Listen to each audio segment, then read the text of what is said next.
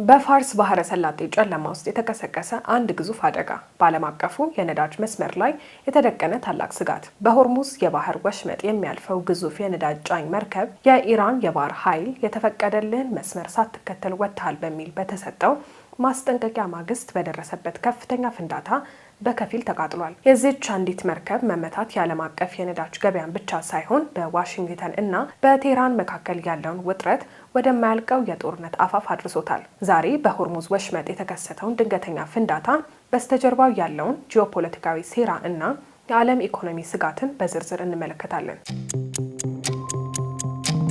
የክስተቱን ዝርዝር ሁኔታ ስንመለከት በቴህራን መንግስት የሚመሩት የዜና ወኪሎች ይፋ እንዳደረጉት የነዳጅ ጫኝ መርከቧ የጥቃት ሰለባ የሆነችው በሆርሙዝ የባህር ወሽመጥ ደቡባዊ ክፍል መስመር ላይ በመጓዝ ላይ በነበረችበት ወቅት ነው። መርከቧ የኢራን የባህር ኃይል አስቀድሞ ካስቀመጠውና ህጋዊ የባህር መስመር ካለው ኮሪደር ወጥታ አጭር መንገድ ለመጠቀም በመሞከሯ ምክንያት በውሃ ውስጥ ከተጠመደ የባህር ላይ ፈንጂ ጋር ተጋጭታለች። ፍንዳታው ከፍተኛ በመሆኑ በመርከቧ አካል ላይ ትልቅ ቀዳዳ የፈጠረ ሲሆን በውስጡ የነበረው ከፍተኛ መጠን ያለው ድፍድፍ ነዳጅ ወደ ባህሩ ከመፍሰሱም በላይ ከፍተኛ እሳት አስነስቷል። ይህ አደጋ በድንገት የተከሰተ አይደለም። ከጥቂት ሳምንታት በፊት የኢራን እስላማዊ አብዮታዊ ዘበኛ ወይም ኢስላሚክ ሪቮሉሽነሪ ጋርድ ኮርፕስ ባወጣው ይፋዊ መግለጫ በሆርሙዝ የባህር ወሽመጥ የሚያልፍ ማንኛውም የንግድ መርከብ የቴህራንን የባህር ቁጥጥር መመሪያ ማክበር እንዳለበትና ከተመደበው መስመር የሚወጡ መርከቦች ለሚደርስባቸው አደጋ ራሳቸውን ኃላፊ እንደሚያደርጉ አስጠንቅቆ ነበር። የሆርሙዝ የባህር ወሽመጥ በዓለም ላይ ካሉ የባህር መተላለፊያዎች ሁሉ እጅግ ስትራቴጂካዊ እና ተጋላጭ ቦታ ነው። በየቀኑ ከሚጓጓዘው የዓለም የነዳጅ አቅርቦት ውስጥ 1/5ኛው የሚያልፈው በዚህ በጠበበው የ21 ማይልስ የውሃ መስመር ላይ ነው።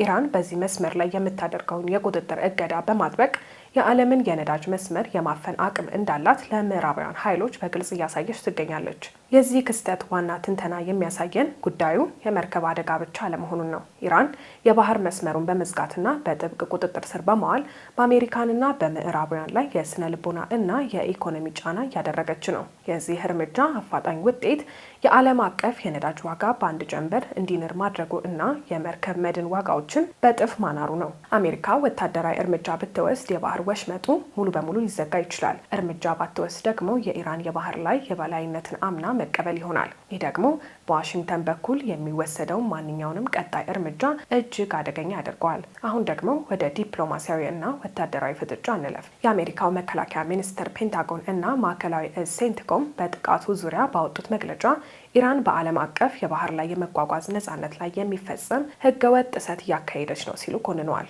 አሜሪካ በቀጠናው የሚገኙ የጦር መርከቦቿን ወደ አካባቢው በመላክ ለንግድ መርከቦች የደህንነት ከለላ ለመስጠት እንደምትሞክር ብትገልጽም የባህር ላይ ፈንጂዎችን ሙሉ በሙሉ ማጽዳት እጅግ አስቸጋሪ እንደሆነ ባለሙያዎች ይናገራሉ። በሌላ በኩል በኦማን መዲና ሙስካት በኩል የሚደረጉ ሚስጥራዊ የዲፕሎማሲ ንግግሮች ውጥረቱን ለማርገብ እየሞከረ እንደሆነ ተጠቁሟል። የኢራን የውጭ ጉዳይ ሚኒስቴር ቃል አቀባይ በበኩላቸው ምዕራባውያን የአካባቢውን ደህንነት ማክበር እና የኢራንን ህጋዊ የባህር ወሰን ማስከበር መብት መቀበል አለባቸው ሲሉ ተናግረዋል። ይሁን እንጂ በየቀኑ በሺዎች የሚቆጠሩ በርሜል ነዳጅ የሚጭኑ መርከቦች አሁንም በስጋት ውስጥ ይገኛሉ። አብዛኞቹ የነዳጅ ኩባንያዎች መርከቦቻቸው በሆርሙዝ ወሽመጥ በኩል እንዳያልፉ፣ በተጨማሪም የየመኑ ሁቲ አማጽያን በቀይ ባህር ላይ የሚያካሂዱት ጥቃት ከተደመረበት አጠቃላይ የመካከለኛው ምስራቅ የባህር መንገድ መስመር ከባድ አደጋ ላይ ወድቋል ማለት ይቻላል። የሆርሙዝ የባህር ወሽመጥ አሁንም ቢሆን የዓለም አቀፍ ፖለቲካ እጅግ አደገኛና ያልተረጋገጠ መጫወቻ ሜዳ ሆኖ ቀጥሏል። የዛሬዋ የነዳጅ ጫኝ መርከብ መመታት በቀጠናው ላይ የተደቀነው አደጋ በቀላሉ የሚበርድ አለመሆኑን ግልጽ ማረጋገጫ ሆናለች። ኢራን በስትራቴጂካዊ የባህር መስመር ላይ የጣለችው ከባድ እገዳ እና የተከለከሉ መስመሮች የዓለምን የነዳጅ ፍሰት ብቻ ሳይሆን የመላው ዓለም ኢኮኖሚ እግርና እጅ የሚያስር ከባድ ስጋት ደቅኗል። በኦማን መዲና ሙስካ በኩል የሚደረጉት የዲፕሎማሲ ንግግሮች በፍጥነት ፍሬ ካላፈሩ ወይም አሜሪካንና አጋሮቿ የባህር መስመሩን ለማስከበር የቀጥታ ወታደራዊ እርምጃ ለመውሰድ ከወሰኑ ይሄ ውጥረት በአጭር ጊዜ ውስጥ ወደማይመለስ አጠቃላይ የቀጠናው ጦርነት ሊያመራ ይችላል። እያንዳንዱ ሰዓት፣ እያንዳንዱ በወሽመጡ የሚያልፍ የመርከብ እንቅስቃሴና በዋሽንግተን እንዲሁም በቴህራን የሚወሰኑ ውሳኔዎች የነገዋን ዓለም ወዴት እንደሚያመሩ የሚወስኑ ይሆናሉ።